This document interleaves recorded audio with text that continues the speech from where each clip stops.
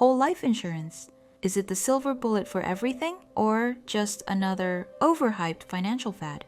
Who should seriously consider it in Canada, and who should think twice before locking themselves into decades of premiums?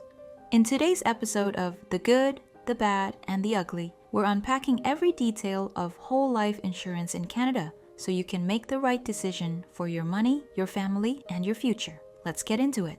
There are two main types of life insurance: term life and permanent life. Term life is like renting. It works for a set period, usually 10, 20, or 30 years. It's affordable but eventually expires, often between age 60 and 70. The catch is, what if you still have a mortgage, want to leave a legacy, or need to cover taxes your family might face from RRSP withdrawals or capital gains? At that point, renewing term coverage can be extremely expensive.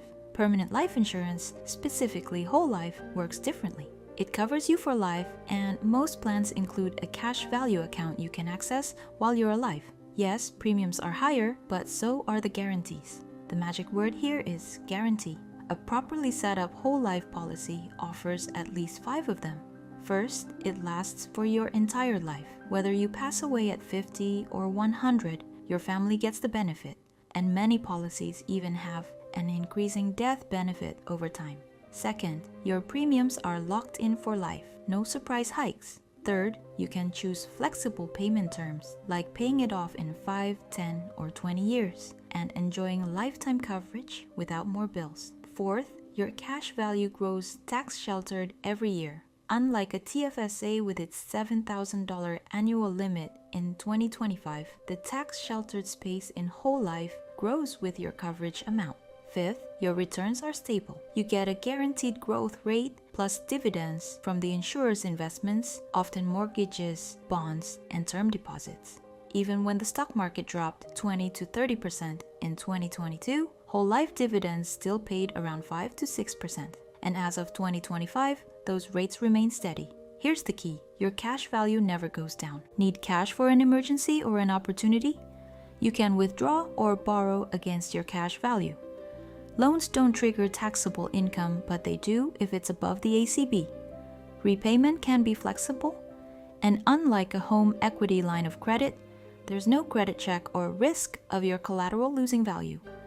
Business owners often use this strategy for infinite banking, borrowing to invest elsewhere while their policy value keeps compounding. Corporations also use it for tax-efficient wealth transfer from the business to personal ownership. Now for the bad. First, the cost.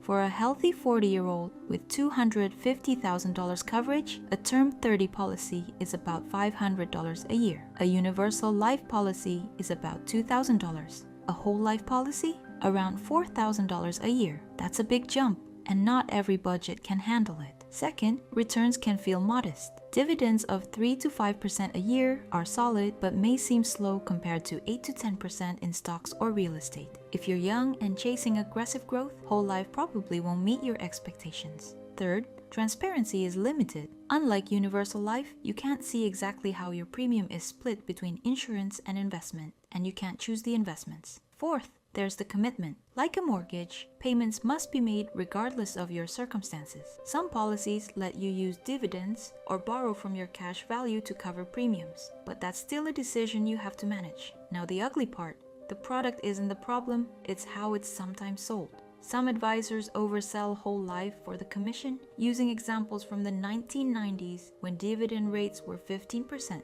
Back then, it was easy to claim policies would pay for themselves after 20 to 30 years. Today, with rates around 5 to 6%, those old promises don't hold up.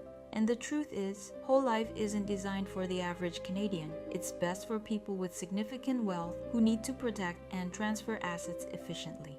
At Emerald Wealth Services, we've seen whole life work especially well for 4 groups. First, high net worth individuals who need estate protection and a tax-free legacy. Second, business owners looking to avoid the 50% corporate investment tax and move money into personal hands efficiently. Third, high-income earners who have maxed out RRSPs and TFSAs and want another tax-sheltered growth vehicle. Fourth, retirees with large cash reserves, especially those who have sold properties and need a safe, inflation-beating place to grow funds. Whole life insurance is a powerful financial tool, not a magic wand. It's excellent for managing market risk, tax risk, and estate planning risk, but it's not for everyone. If you can commit at least $10,000 a year and you fit one of the profiles above, it could be a smart cornerstone of your long-term strategy. If you have questions about whether whole life insurance is right for you, leave a comment or reach out to us at emeraldwealthservices.com.